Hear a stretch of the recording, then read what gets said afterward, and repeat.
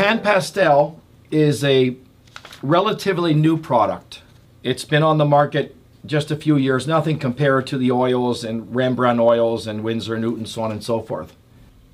PanPastels can be used as an underpainting for ordinary soft pastels. Because a lot of normal pastels, when you use the sticks, the problem is to overlayer color or overlayer pigment, because the stick pastel will, more of the pigment comes out of the stick and sticks more on the paper. And then the second layer, or especially the third layer, becomes a problem. This kind of medium is, you actually rub the pigment on the pastel paper, and it creates a very, very thin film. So then you can overlayer your stick pastels much more easily. I believe this has to be handled just as a normal medium. In itself, it is self-sustaining to create a whole painting just with this medium alone, and not necessarily have to put the stick pastels on top of it. However, if one wants to do that, that's fine. You can add stick pastel for texture.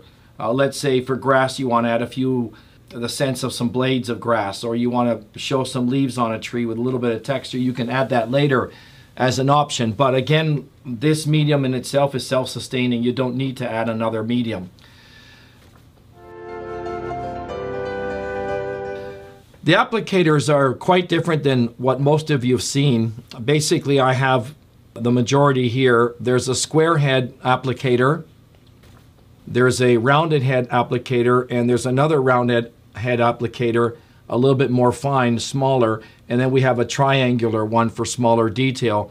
Then there's this other applicator that probably has a lot of applications in portraits that you can zero in more on the eyes or very small areas. I don't use that much for landscape painting, because basically what we're after is broad brush strokes. Then you have these other sponges that what I like about them is that they have a very cut out, defined edge. So one thing with pastels in general, and with PanPastel, I would say the only setback is that it creates a lot of soft edges. However, there are ways that you can get around the soft edges, and some of these sharper edged sponges will help you get more defined edges, especially if you want to do rocks or rocky mountains. Another possibility is that while you're painting, you can use a business card and put that against the sky. That will create a crisp edge. Like you can get it with oils or watercolor. You can control your edges. Here, they basically tend to be soft edged. However, for most of the painting applications, such as things in the distance, then the soft edges are very convenient to have. This medium makes great subjects, such as for waterfalls, skyscapes, seascapes, foggy scenes, where hard edges is not such a big deal, that you're more interested in blurring things. However, contrary to watercolor, with watercolor you have to be pretty skillful to create a diffused edge. You can very easily ruin your contour, let's say, of a tree, or you might get too many hard edges with watercolor. However, with PanPastel, you can control how far you want your edge to be, how diffused you want it to be to your own heart's content. So there's no limitation for that, which is a problem that all watercolorists have. And when you paint with acrylics, you get too many hard edges. So the contrary happens with acrylics. I call this a merge between oils and watercolor. It's opaque like oils. You apply it somewhat like oils, but the vibrancy and the color richness is like watercolor, and the soft edges are like watercolor. This is a very blessed medium for beginners. So if you're a beginner or you don't have a lot of experience and one of your problems is mixing color, then you have all the advantages, because you can buy the whole 80 pan set, and they come in trays of 4 like this with a nice lid on it. And the advantage, if you're not very experienced with color mixing, many of the colors that you need are pre-mixed already. So you just have to dip your applicator inside the containers and you're ready to go. You just need some good setup space, that's all. It takes about Each of these trays is a 12 by 16, so it's going to take up some space that you need. The pigment power is very strong because the problem with pastels is overlayering. There's something that we know that is called running out of tooth. Every pastel artist faces this, something that you don't get with other mediums. And while in general, overlayering in all mediums is an issue. With oils, it can slip off or it can mix in too much. With acrylics, the moment you overlay, you have to either match the same color or you get too many hard edges. Watercolor, definitely it's overworked. So here you get about 2 layers. So let's say if you put a dark tree on it, you could probably come back with a stronger yellow green and put another highlight on that, but that's as far as you can go. Mixing greens, for example, is basically an issue. But if you have all these different variances of greens, some of them already muted, that's going to help you with your color mixing as well. As far as some of you are cost conscious, PanPastel is the most cost-effective medium of them all. I did about 10 paintings with just that one titanium and I still couldn't finish it. And if by any chance you do finish a color, let's say burnt sienna is another popular color, you take this off and you just order the replacement of that specific container. So now you're replenishing paint every so often, nothing compared to oils or watercolor acrylics. So the only issue here is the initial investment of the set. You're looking at around $300 with the pastels plus all the tools, and you have to shop around for different prices. But if you can foot that first setup cost, then after that you just have to worry about buying your pastel paper and work on that. So it's very cheap to work with. Another great advantage of this is that the residue that it leaves is very little. Like one complaint that you can have with ordinary stick pastels is that it leaves too much dust in rooms, especially if you're working in your house. If you've devoted a bedroom with a carpet in your house, well, it's going to collect the dust after a while. So, but this medium here, the dust is so fine, it's almost like talcum powder, that at the end of the day, you can see there's hardly any residue whatsoever. The test of that is that you can run your finger over it. You can't push the paint around like you can do with pastels. So that tells you that the film or the powder is very reduced compared to the other stick pastels. And the reason of that is that these applicators have some kind of micro sponge, and the little dust particles settle inside the micro sponge, and then you paint and you're actually rubbing it or pushing it into the paper, so it adheres almost 100% to the paper. Another great advantage is that you can erase it.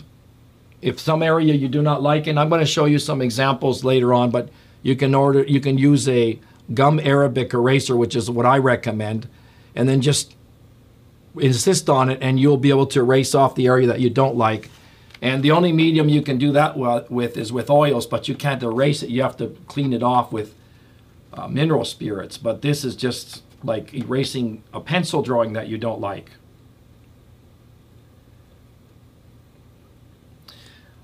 Another advantage is that you can use it as an add-on to watercolor.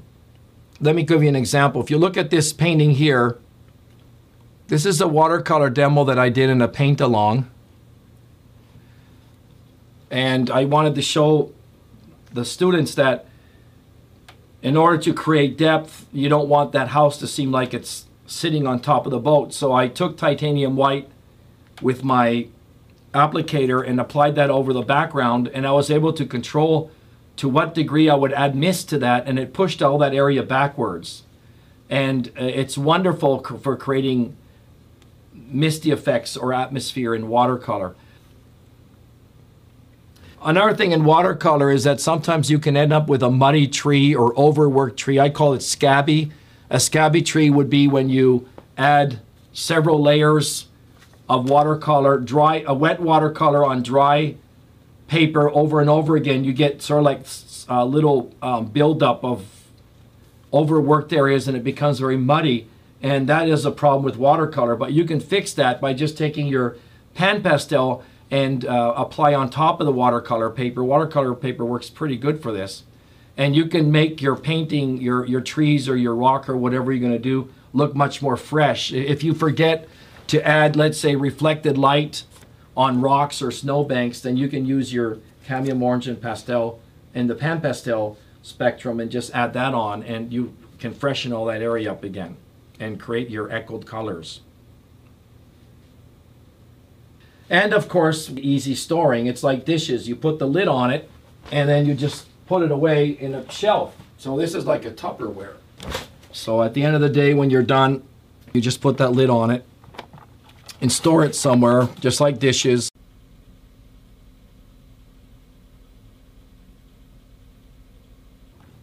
So all four of these go on top of each other like that. So now you're talking about very little space that these will occupy. So this is the fastest cleaning up medium of any.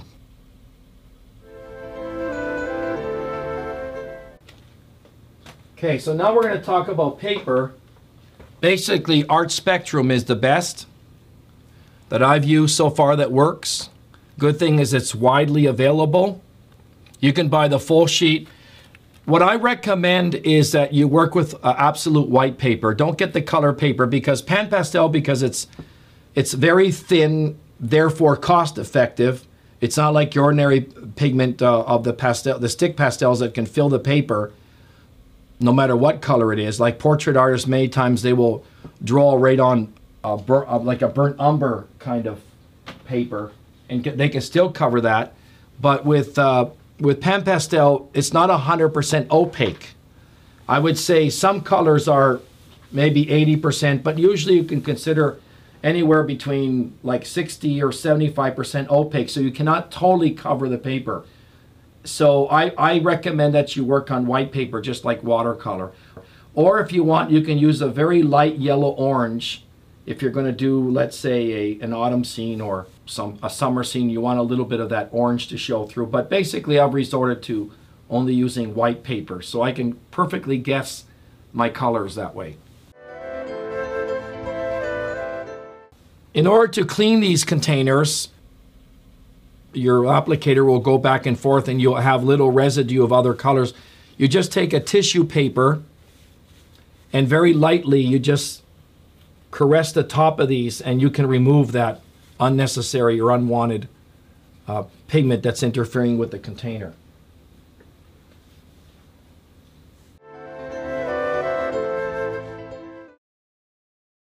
So you clean these, I guess, exactly how you would clean your brushes. Like I have a lot of applicators. I have a whole jar full because ever since I was a watercolorist, I tend to wash my brush quite a bit. I haven't really formed the habit of using the same brush over and over again, so I invested in quite a few applicators. But that's me. You could probably get away with fewer of those. They're not expensive anyway.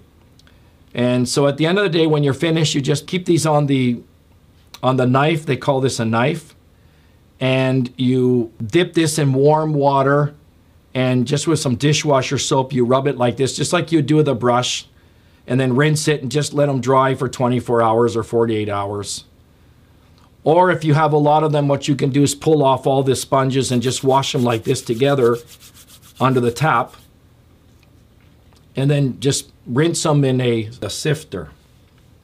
You'll have a little bit of residue still on your sponges, but as long as it's washed off, then it doesn't matter what it looks like. None of that will go on the paper at the end of the day. They sell them by these little packages. Some of these start to wear out a little bit, probably after about 3 paintings or 4, after rubbing it. You know, depends how hard you push down on the paper, but some of this will wear out. And when that happens, you just take this off and just add the new one on top of it. Pretty much like putting socks on a baby. There. My preference is the square head because I can create more abstract designs that way.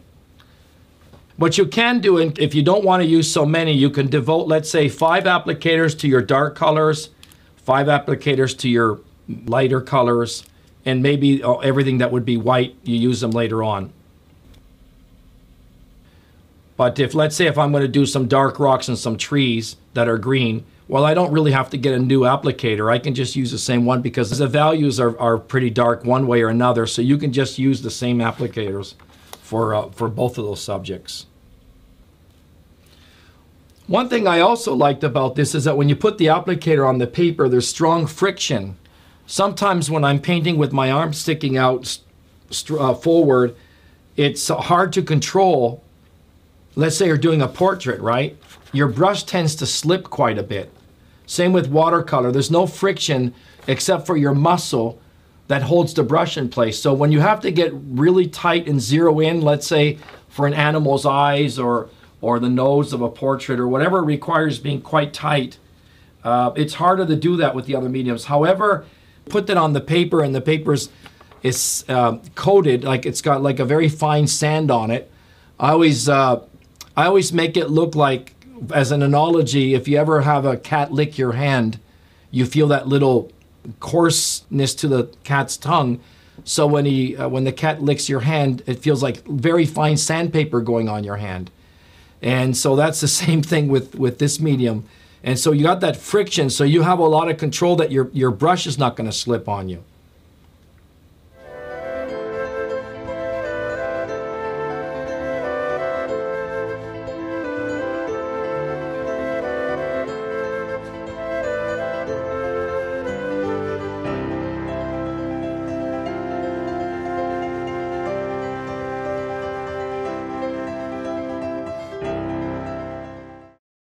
So I decided to make this painting about the terrain.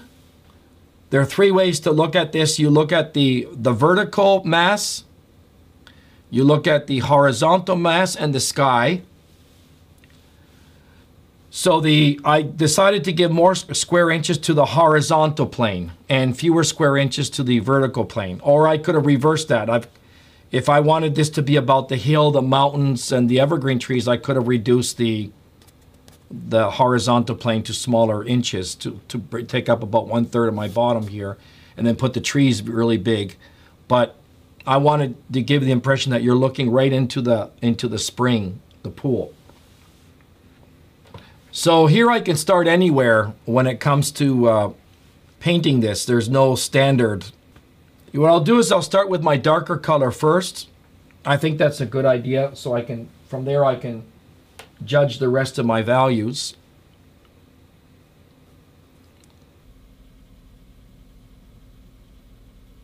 Right away, that looks like a wet on wet color effect, doesn't it? Now there's something that's called double loading your applicator, which is a really neat technique to get your color variegation. Remember, I've been teaching you about your color variegation or color variances, that nature tends to give you quite a bit monochromatic colors. So in order to double load, let's say evergreen trees basically have burnt sienna and some green. The way to do that is that you drag, let's say, half of your applicator through the green, your dark green. This green is already set up to be an evergreen color, so I don't even have to mix it. And then you take your other half and you go into your burnt sienna, and you can see it's double loaded, or sometimes, if you wish, you can even triple load it. In other words, you can put 3 colors on the applicator, like that. So one advantage, it gives you automatic color variegation. That's why I said earlier it's like an offspring of oils and watercolor. With oils, you have to be very conscious of your color mixing so you don't end up being too monochromatic. Most evergreen trees are very monochromatic, but we're supposed to make these more flavorable, so to say, like a marbled ice cream. So you want to marble the colors. If you marble the colors, you marvel the viewer.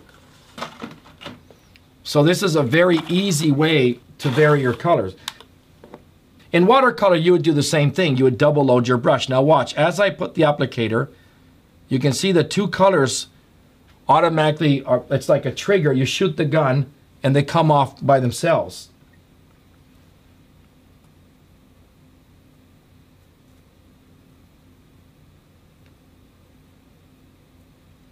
Now when I do evergreen trees, I have this discipline where I'm always comparing both sides to make sure that none of them become repeated.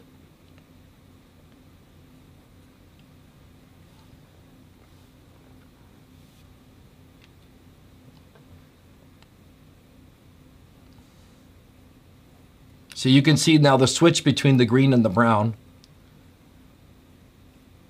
This is where plein air painting can sometimes be overrated when you think that by just going out and copying the colors of nature, you end up with a successful painting is not right. It's not correct to think that way, because what works in nature does not necessarily work in paintings. You have to enrich your colors in paintings. For my color sketch, I used a pastel pencil, a very light orange that you can barely see. And I have more of a visible color pencil marking here for the drawing so you can see where I'm going. But personally, I would even show less of that depth or less of that darkness of the color from myself. Okay, the neat thing about evergreen trees is don't think about separate trees.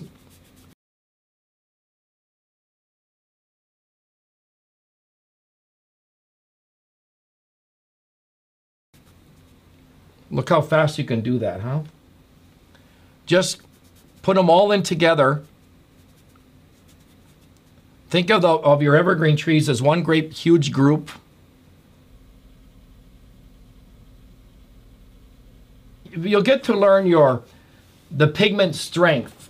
Some pigments are stronger than others. Usually the reds are quite strong in all mediums. Your browns tend to be somewhat weak, and your greens tend to be neutral. These are called staining colors. So the trick is you don't want to overload your brush with a staining color because it's a firecracker on your paper. So as you learn, let's say this, I know as a fact, for example, this red here, which is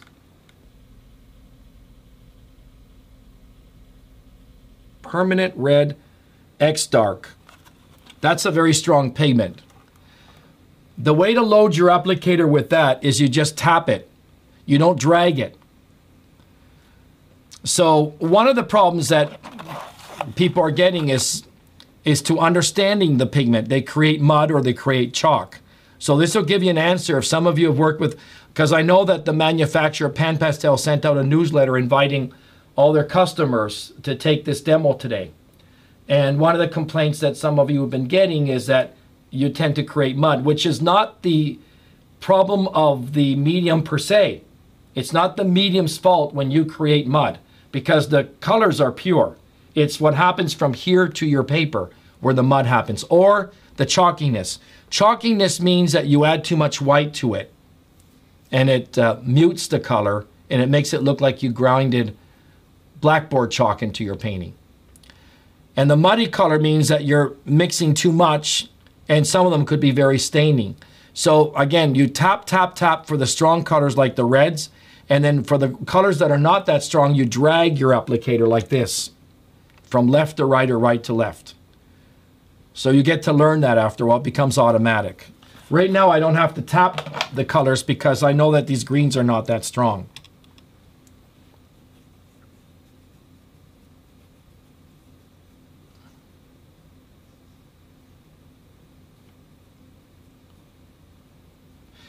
It's important also to take your evergreen trees and go right out of the painting. Now you can see right away I've done 2 clones there. I'm already conscious of that.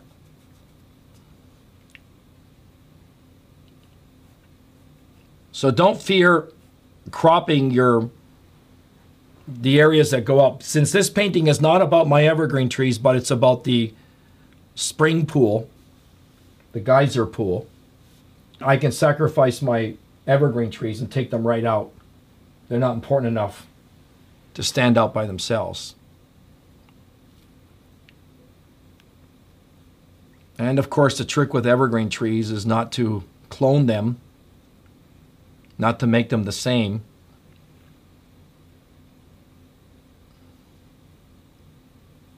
So I think about Goldilocks when I'm painting rocks or evergreen trees. Mama, Papa, baby bear. One should be fatter than the other. One should be thinner than the other. I like to leave a little gap in the corner for breathing space, just not enough to invite the viewer there, but somewhat, so it doesn't seem like it's crowded. As you can see, I depicted them together. They don't look like separate trees back here. Almost all professional artists will do that. They think in masses instead of individual subjects. Okay, so I've established my darkest dark.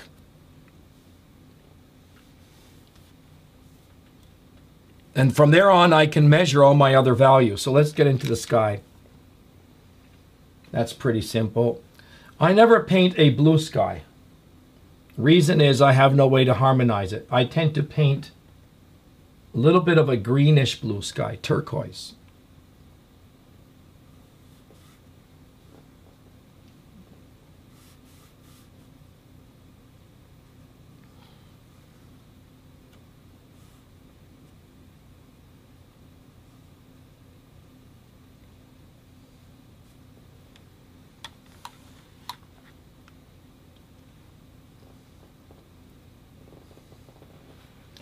Since titanium white is not a very staining color, that's where you want to drag your applicator from left to right.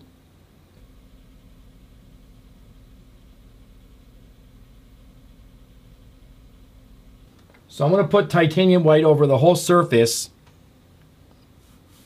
There's another product, by the way, called Colorless Blender.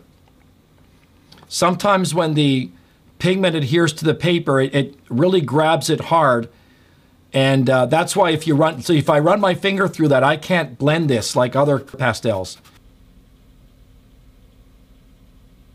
So it becomes fruitless to try to rub your fingers over it. Again, that means that you're consuming very little of the product. So we're back to what I talked about, how cost effective it is. So the blender, though, if you don't want to have two colors showing up so obviously, you would just apply this. It would be just like pre-wetting your watercolor paper first and then adding the pigment to it. So instead of adding titanium white, which is going to lighten my area, I can add my colorless blender to this first.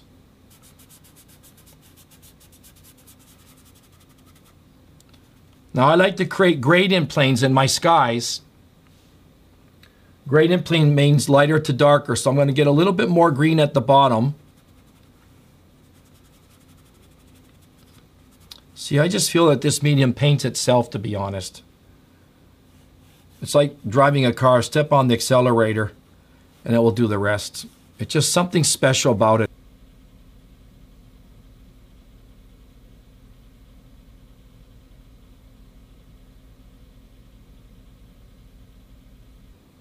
It's like, I don't know, it's like these applicators have some kind of computer chip in them.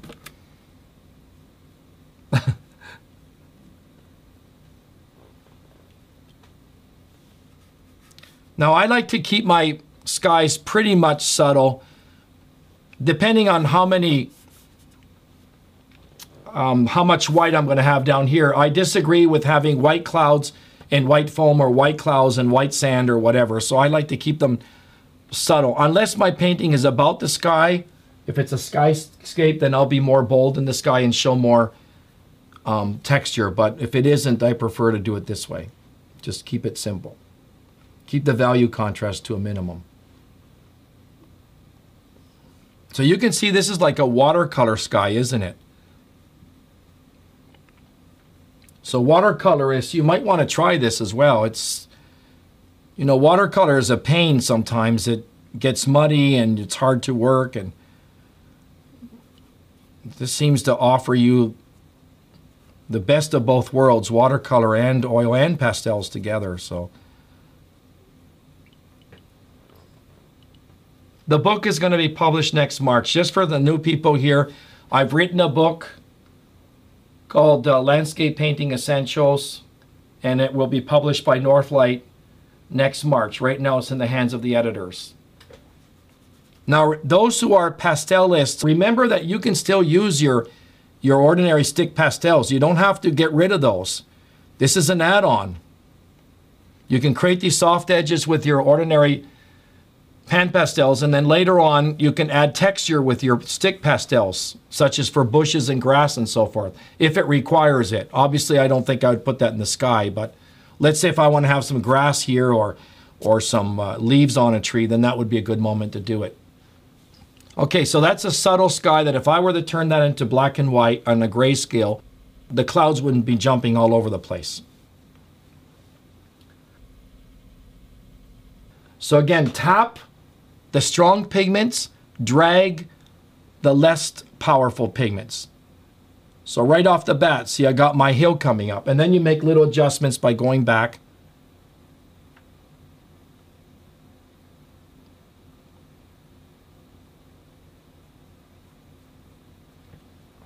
Back and forth.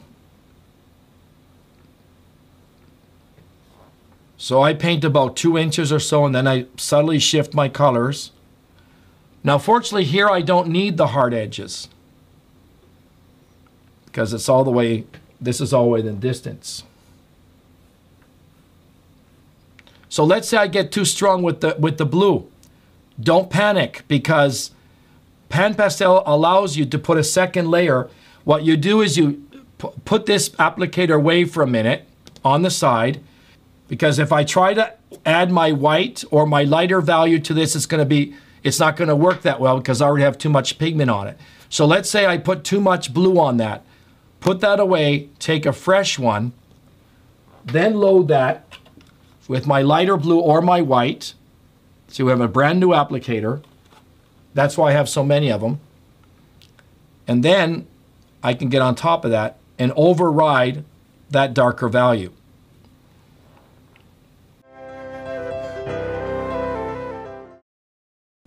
Now, if you want to use the same applicator over and over again, it's very simple. You can clean these by taking paper towel. I like paper towel. Kleenex and toilet paper doesn't work for this. Paper towel does. And you drag your applicator from left to right until, or depending if you're left-handed or not, from left to right, and then you keep dragging on your paper towel until you see no more pigment stroke. And then you can add another color to that. Probably not white, but you can add another color to that. And just very little of that blue will mix in there. So one way to avoid muddiness is to continuously clean your applicators and or resort to bringing out a fresh new one that's clean. Okay, so I'm going to put another range of evergreen trees back here.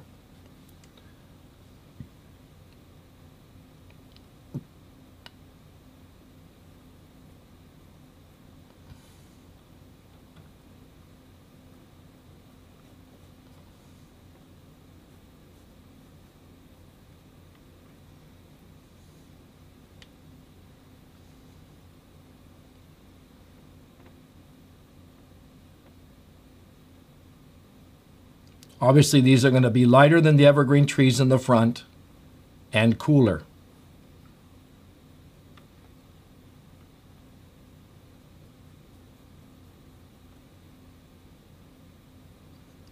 Now, the trick is to make sure that that strip of that mass or that shape is not the same as this. Don't make that mistake. You might find that a lot in photographs, that your mountain might take up the same amount of width of your trees. You have to change that. Either you make your mountains bigger or you make your trees bigger.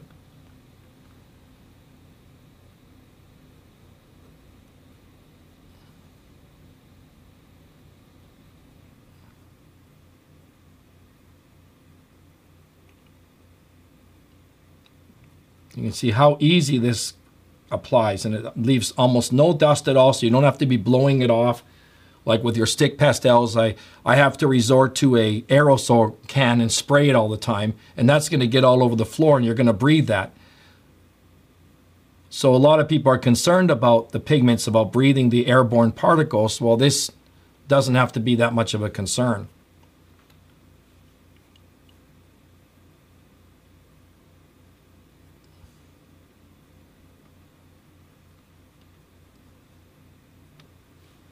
There, they automatically look like a patch of evergreen trees there, don't they?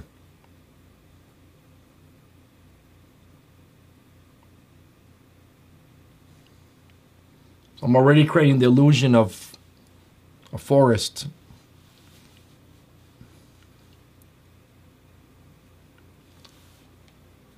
Okay, so now I'm going to look at the brown yellow ochre grass. And I can, I can just take maybe 4 different colors and just load my applicator like that. It's just, the funny thing is this paints itself. It's got several colors on there. Now watch how neat this is. I'll get a whole rainbow of grass colors coming up by themselves just by the way I loaded it. Look at that little strip here of burnt sienna. Isn't that cool? Magic medium.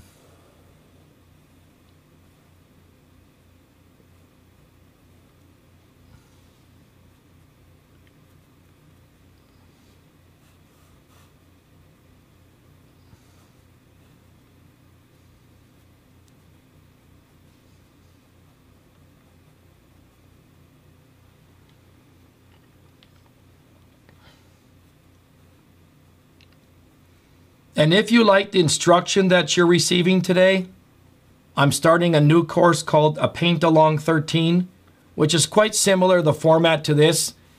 The only difference is I give the students gridded drawing and the reference material before the class, and they basically follow along with me. So it's a paint-along, not so much as a demo. And then they submit their work, and then we critique it. So you just have to go to my website, improvemypaintings.com. Make sure you pluralize paintings, improvemypaintings.com for the registration link.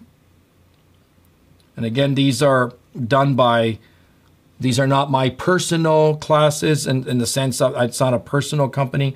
I work for F&W Media, which is the publishers of Northlight Books and the Artist magazine sold in bookstores. So there's a big company name behind it.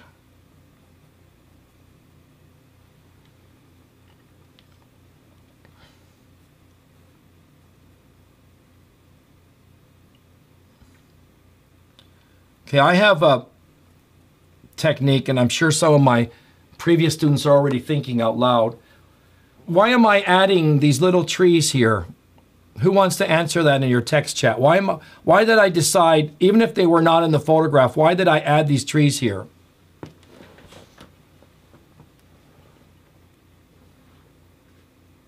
See, I like to engage my students or the viewers here to make it interactive. That's the fun thing about this. It's live and it's interactive. It's not like the cold emailing courses. I can ask questions and people can ask me questions, and I can tease them with questions to see how good they are, how much they remember. All right, so what, okay, you've already answered it, to create depth. See, a lot of the people already know they know how I'm thinking. And also because of the famous melodic line here. See, the issue here is that it's practically forbidden to have more of a 2 or 3 inch straight line in a painting, because the eye moves too quickly over that. It's all about the poetry. I can't get into all the detail in this demo, but definitely when I do my classes, we'll get a lot of detail. You're going to learn a lot in that sense. And so we're creating what we call the famous melodic line, right? So I can interrupt that straight line and create. And also I'm overlapping to create depth.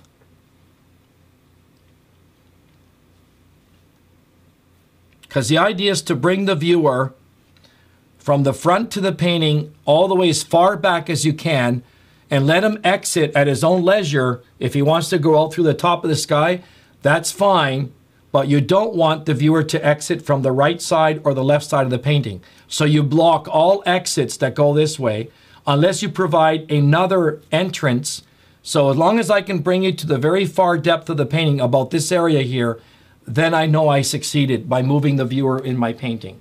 Again, we'll emphasize that much more in those paint-alongs. And registration, by the way, is open right now. It's only $18.99 for 3 Saturdays. Okay, I'm not very crazy about this line either. My eye's moving too fast, so I want to create an interesting line.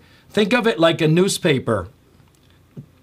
You want to read the words in a sentence. This is a very neat technique. Those who have not taken classes, try to see if you can get where I'm going with this. Because the success of your painting is not how real it looks. It's how poetic it looks and what you can say as a message. And how the viewer reads your lines. And I'm speaking literally, how the viewer reads your lines.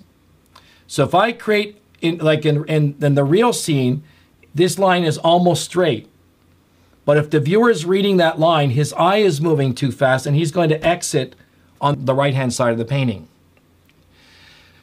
What you want to do is make that sentence, if you're going to read it anyway, interesting. So by doing that, I create little protrusions to slow down the viewer's eye and make it exciting to read. Making a statement.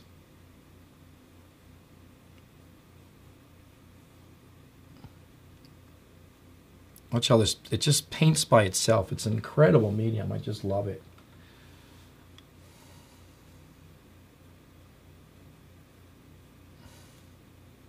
And by the way, no matter what medium you paint in, the techniques that I'm giving you apply to all mediums. Basically, when I talked about reading the line and overlapping and stopping a visual movement that's too fast, it doesn't matter what medium you work with. It works all ways.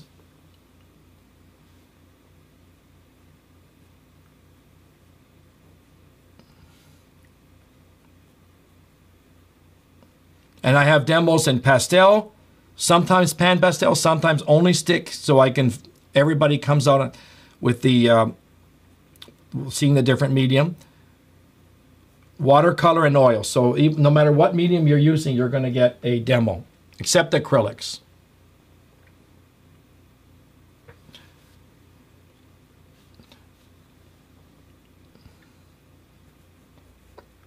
Okay, so I put that brown one in there, giving the viewer a different view. And I still have to put my highlights in there, and I still have to put my negative painting in there. Yeah, PanPastel will basically get you 2 layers without spraying. Where you can somewhat, you'll see when I put the highlights, you can see some of it influencing it. It doesn't give you the same 2 layers as stick pastel, but you can change. It's like watercolor. You got to think like watercolor. Normally in watercolor, you don't put several layers on. You think about basically one, and then you negative paint into a darker layer. But let's say this gives you a little bit more margin. Okay, I'll demo that right now. I can still get some highlights on that tree.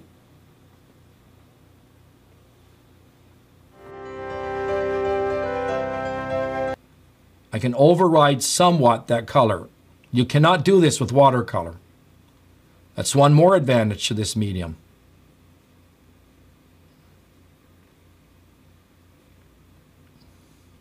I will demo later on how I can integrate the stick pastels on this as well. At the very end when I put the finishing touches on.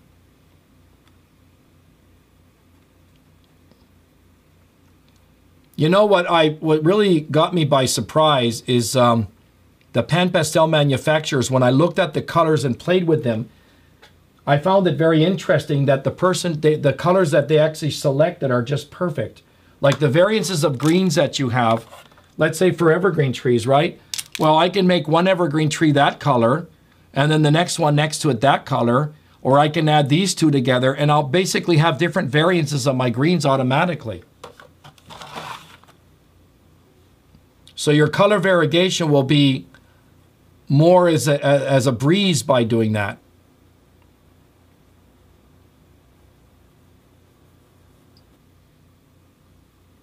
Okay, right now all these trees are flat, but I'm going to use a technique later on to create a sense of roundness. Right now I'm just in the block-in mode.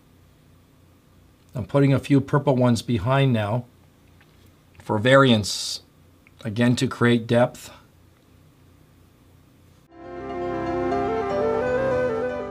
Now I forgot to add something to this, so I'm just going to, well, I forgot on purpose, just to show you how you can erase.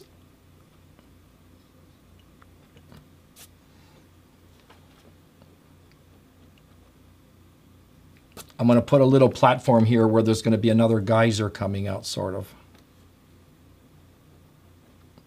And that's just going to add to more of a lead into the painting.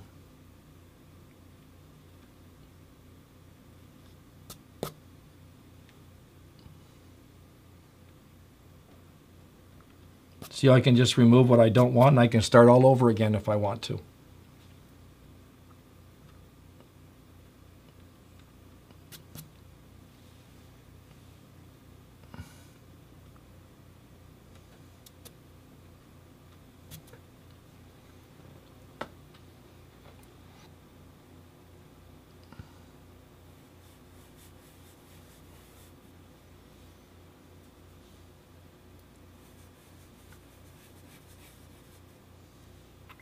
How many of you gone to Yellowstone Park before?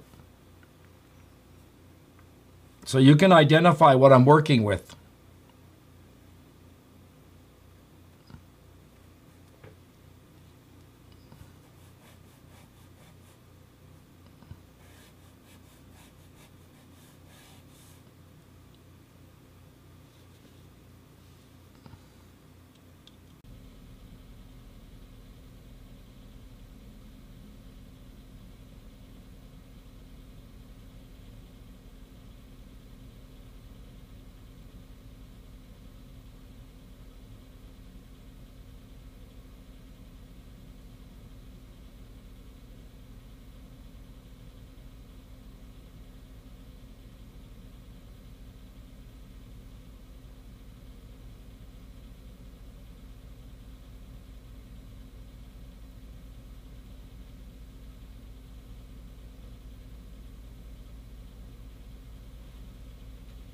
You know, when you look at these springs in Yellowstone Park, you actually feel like going in and taking a bath.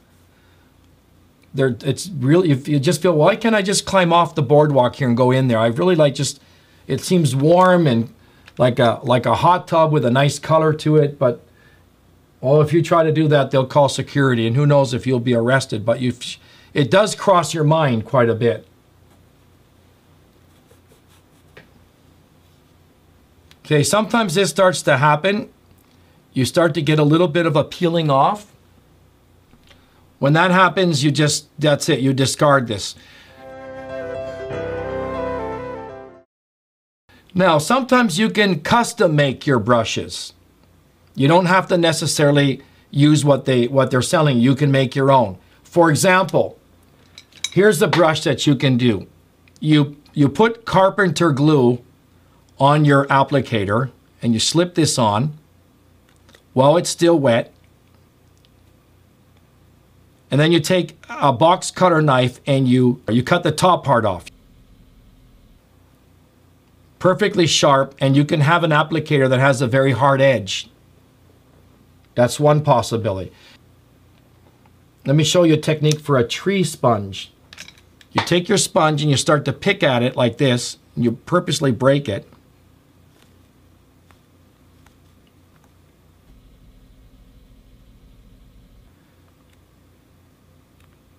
And then you can scumble your tree leaves in. I'll show you in a minute. So as you can see, I'm destroying the sponge.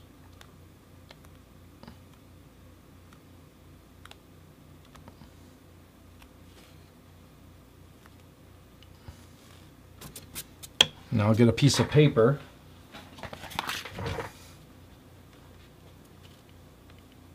Look what I just did. I can create like a willow tree.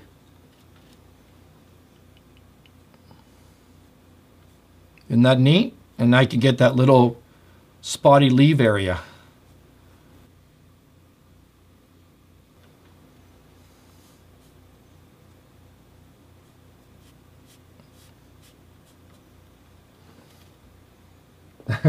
Or what about a palm tree? Palm tree leaves like this.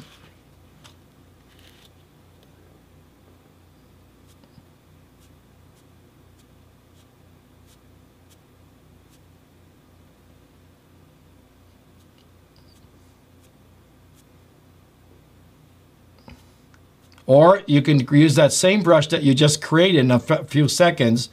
With this, I can also create grass strands.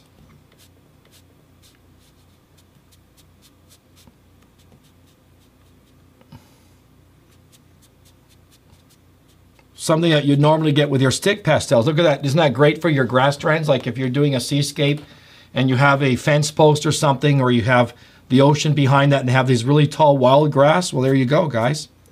So there's all kinds of ideas that you can use for that. Well, that would work for hair as well. That's a good idea, Rashim. You can apply this for portrait as well.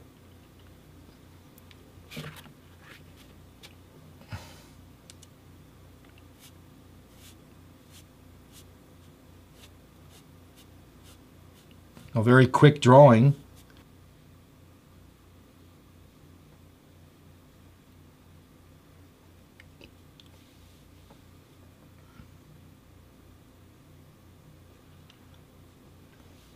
So you can call that your custom brush or your custom applicator. You wash that and you can use it over and over again.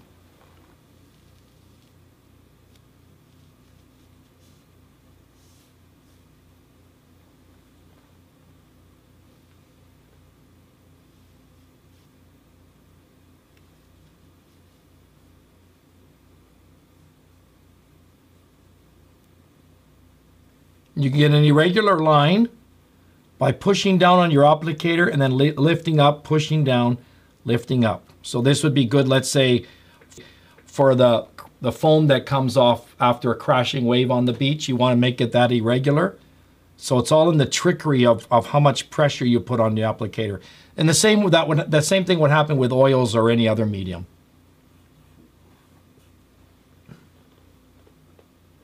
It's the variances in brush strokes that, on brush pressure, I should say, that make the difference.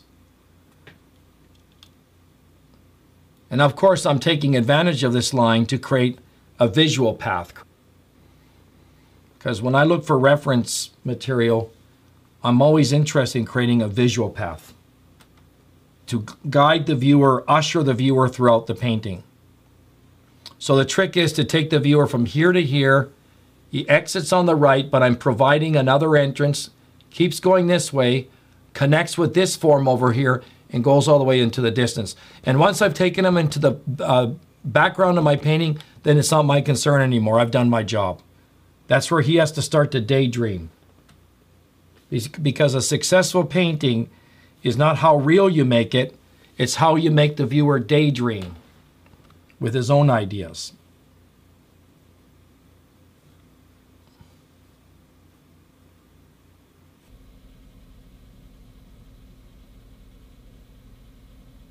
See, now I grab my little grassy brush that I invented, and I double load it, and automatically by dragging one side of the brush in one color, in this case green, and then some of my yellow ochre, the moment I apply it, the colors are going to come out automatically, effortlessly. You don't have to worry about it.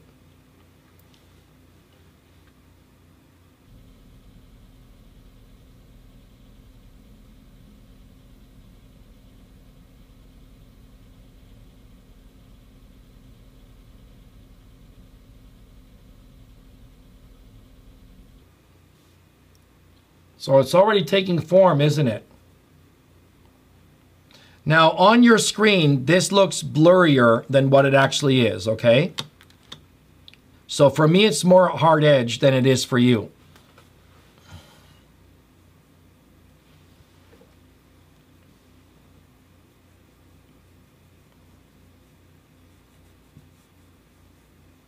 Now I can sharpen some of this up if I want for the camera with my stick pastels, but still you're going to get a certain degree of blurriness.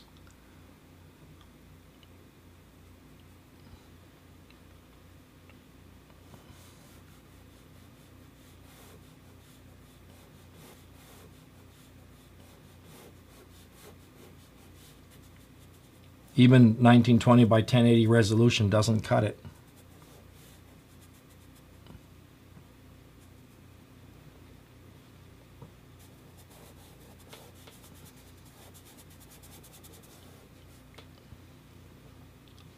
Okay, so here goes that pool now of the spring.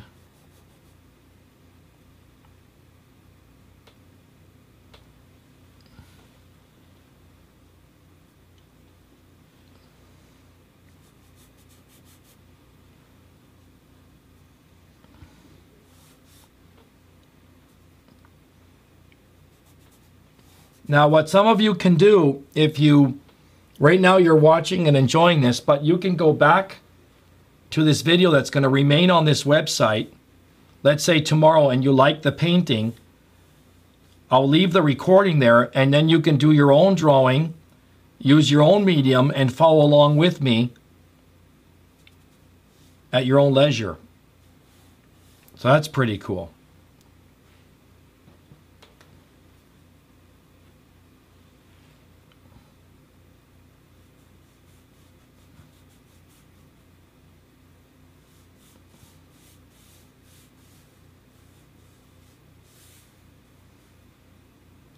Wow, that already worked.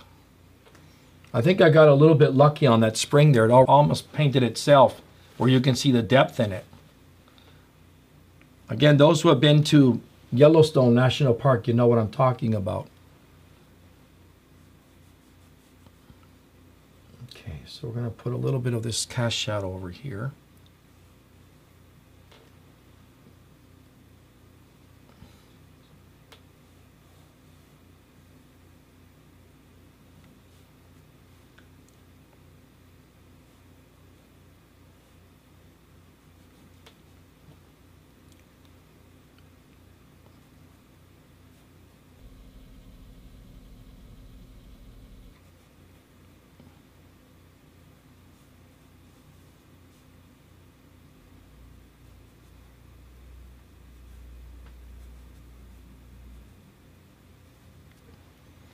Okay, so I think I went a little bit too far with that, so let's get some of this eraser in here.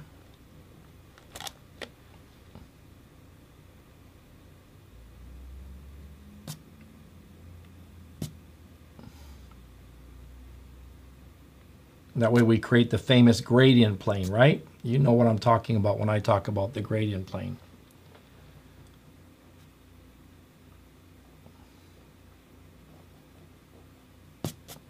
See, the fact that I make this darker here and lighter here, it shows that there's a distance between the both of them.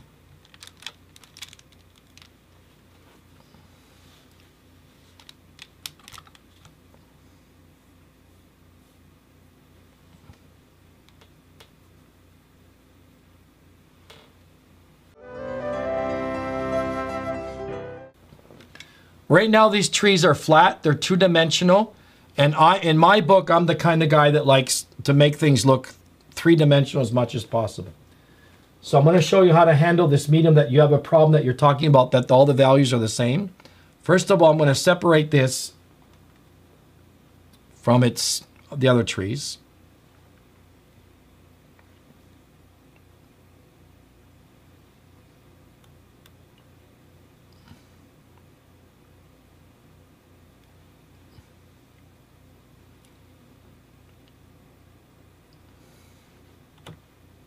This is when you get to know your pigments with experience. You'll know which ones are stronger, and those are the ones that you use to override the bottom layer.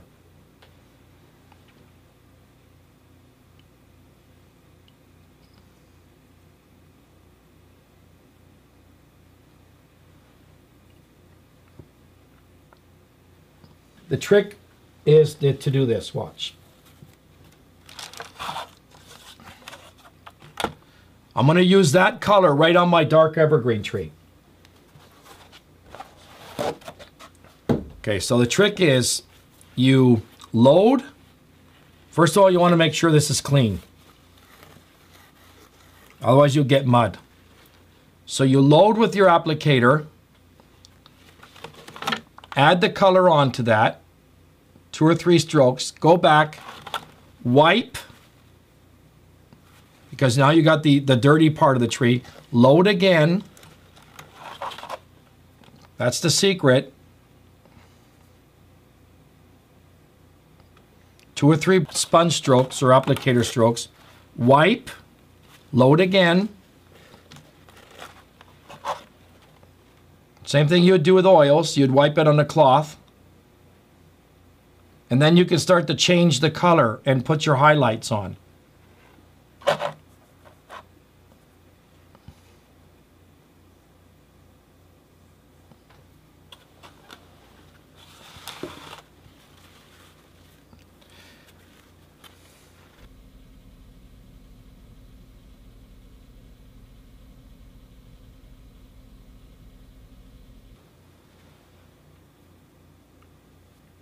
You just want to get a lighter green.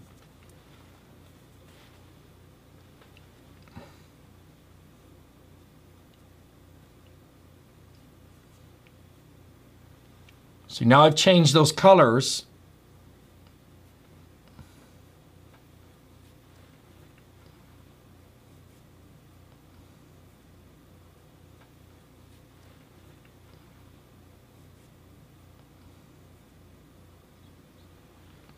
See, already we have a sense of depth there, don't we? So just keep wiping your applicator as you load. See that dirty green? Take it off your applicator and then reload.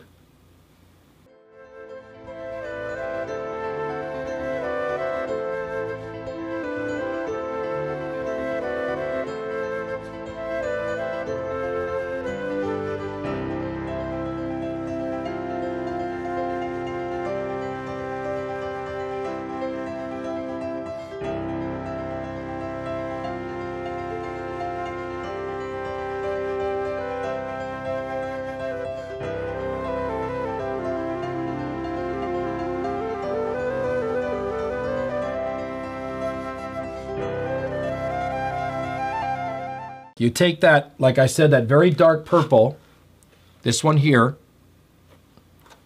and the reason I'm using purple is that this evergreen tree is in the middle ground.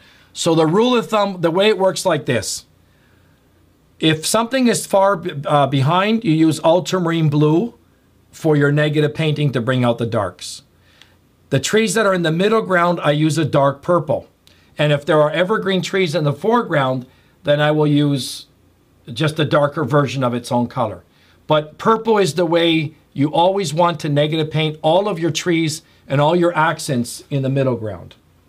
And fortunately, this purple here, that violet extra dark, is so strong that it can override what you already put on there. So look how nice that that form is coming out. I can actually carve out now my highlights by doing this.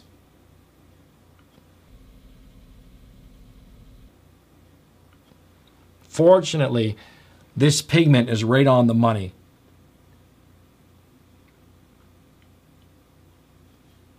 And by the way, negative painting is a wonderful thing to do because you end up with a designed, carved out shape, which is always the adequate way of doing this. Look how neat that looks.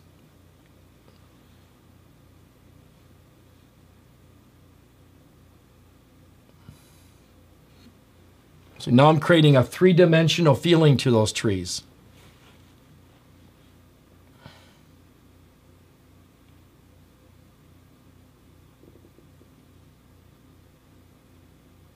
In fact, I'll just finish this whole little batch here and I'm going to show you a few tricks in a minute. I mean, I'm just halfway through here. There's much more I can do with this painting. You know what? Let's put a nice dark one in here. Like, make it look like it's not getting any sunlight because this bigger guy here is blocking it. There we go.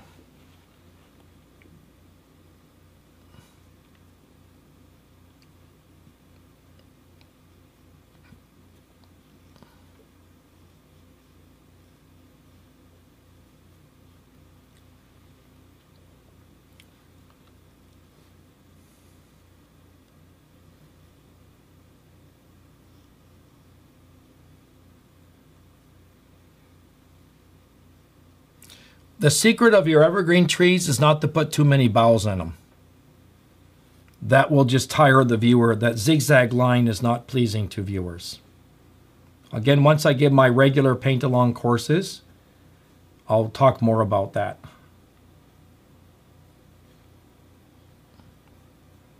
It's really neat that when you can get an artist who can think out loud while he's painting, what's going through his mind.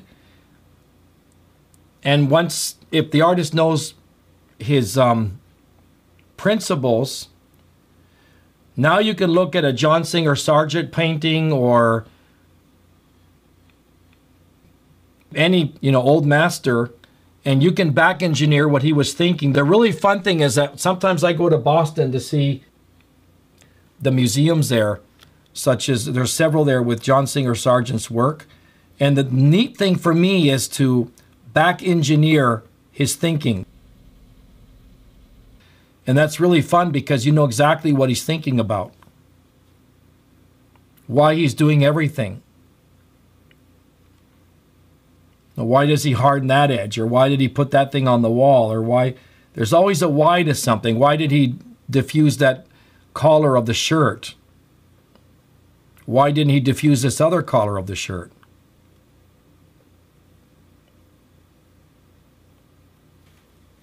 Remember I said that purple, the violet goes here, or your purples go in the middle ground. Ultramarine blue would go in this area. So I'm going to negative paint here to cut out a few of those little indentations to create depth.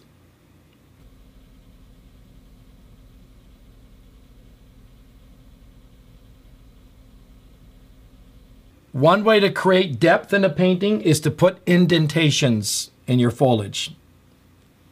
Don't leave it flat like a wall, like a brick wall. And of course, for those who understand what I'm saying, you do that in a Morse code technique, right?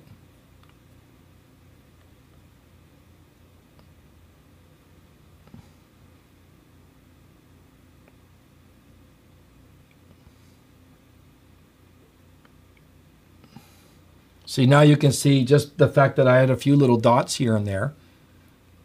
You feel that you could penetrate this area. You're not hitting a blank wall.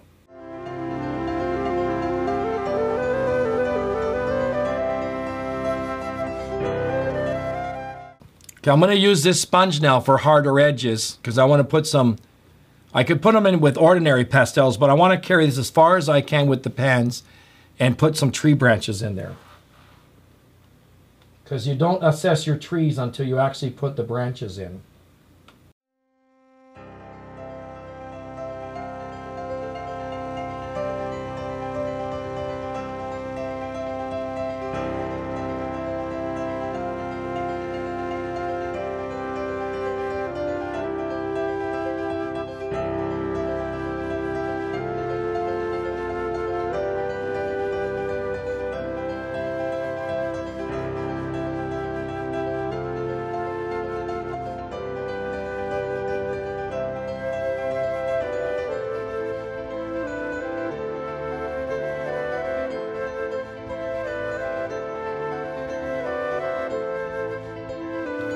Or if you want thin lines, you can just use a pastel pencil like this.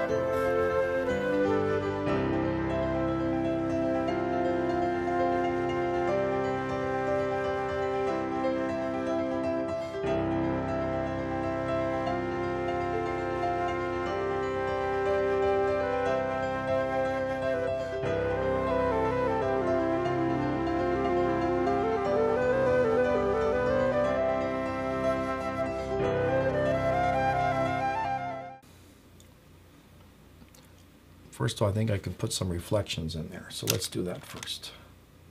Make it look like water.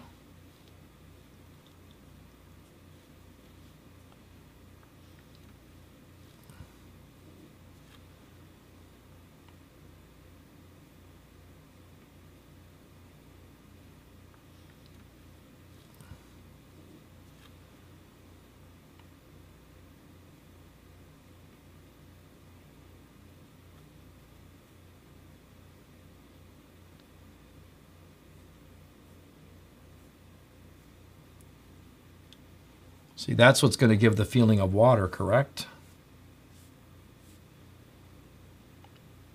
There we go.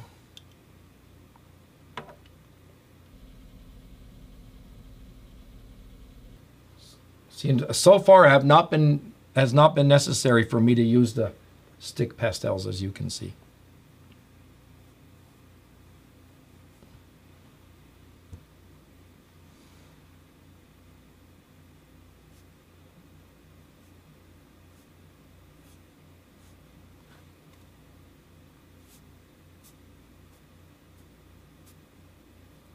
Be careful what you do on this side, it can become a distraction. No detail on the margins of your painting, so it agrees with the way the peripheral vision of the eye sees.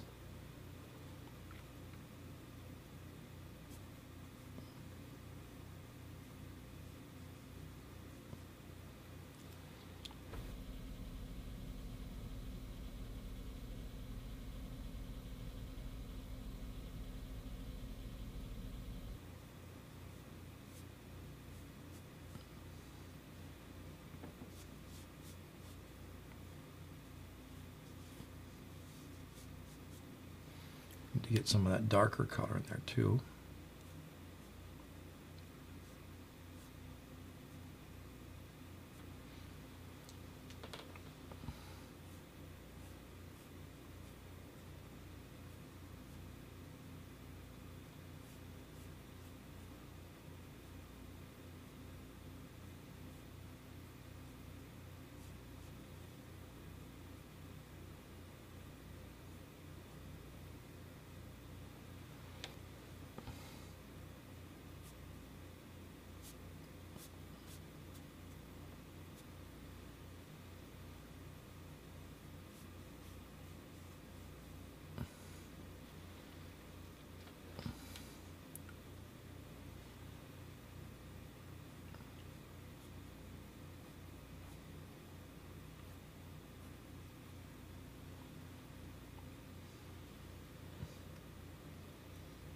All right.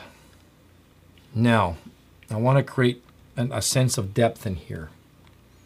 Make it look like, again, we're talking about a gradient plane going in there, right?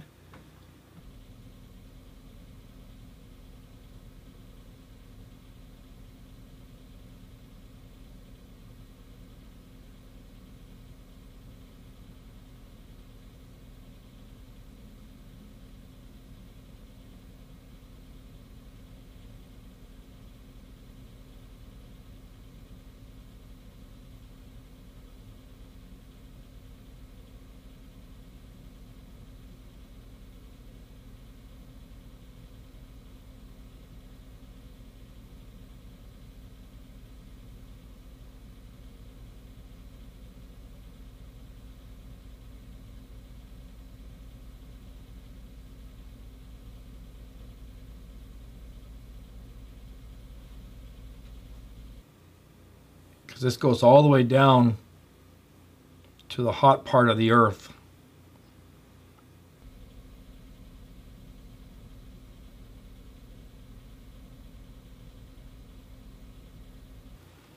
So how about we put another geyser coming out like this?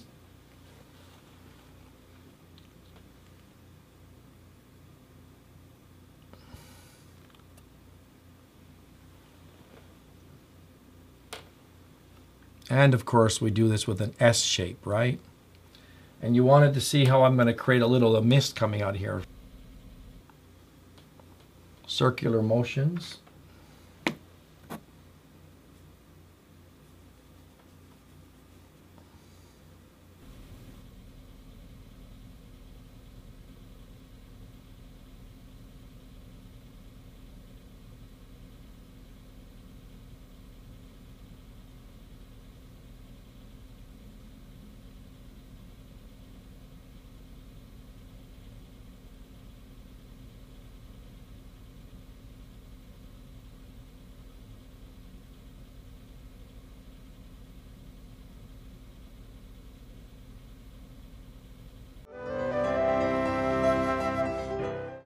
Okay, so we can incorporate some of the stick pastels. Not that, I don't even think it really needs it in the painting, but we can put it in if you want.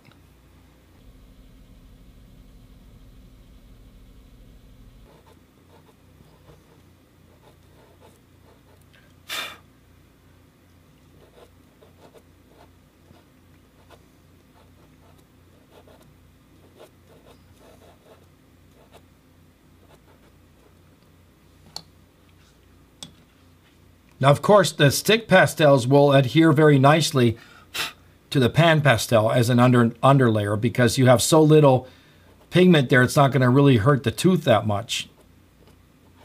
You got margin.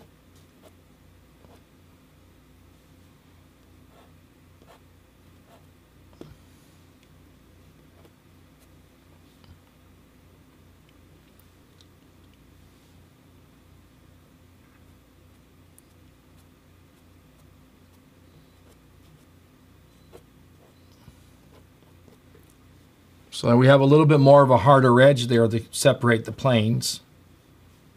But once you add stick pastel somewhere, I advise you to do it everywhere, even if it's little touches, so it doesn't look like it's a patch-up job.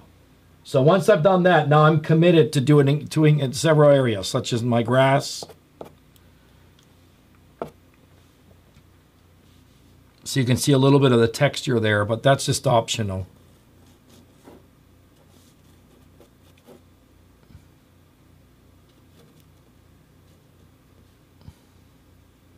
If you find that your trees are somewhat similar, then let's do this.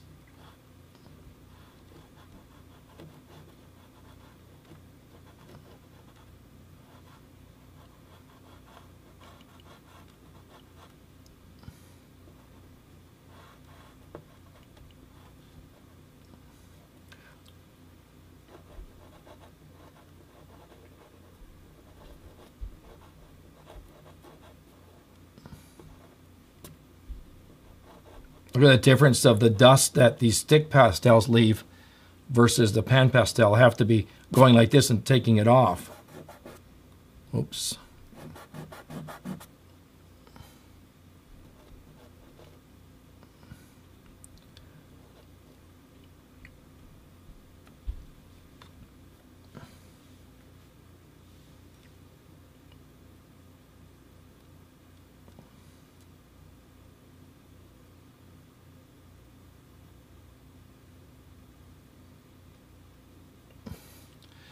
Or, in the worst case then, if that doesn't work, you fatten that one up.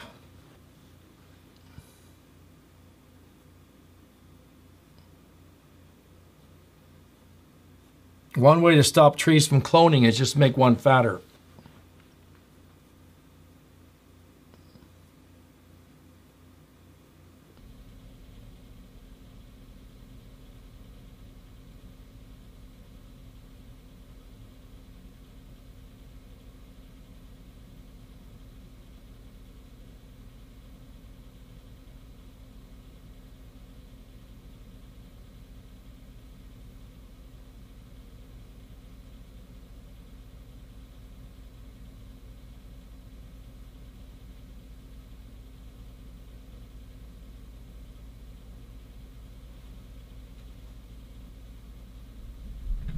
Now I'm starting to looking for what it would need rather than does it need it.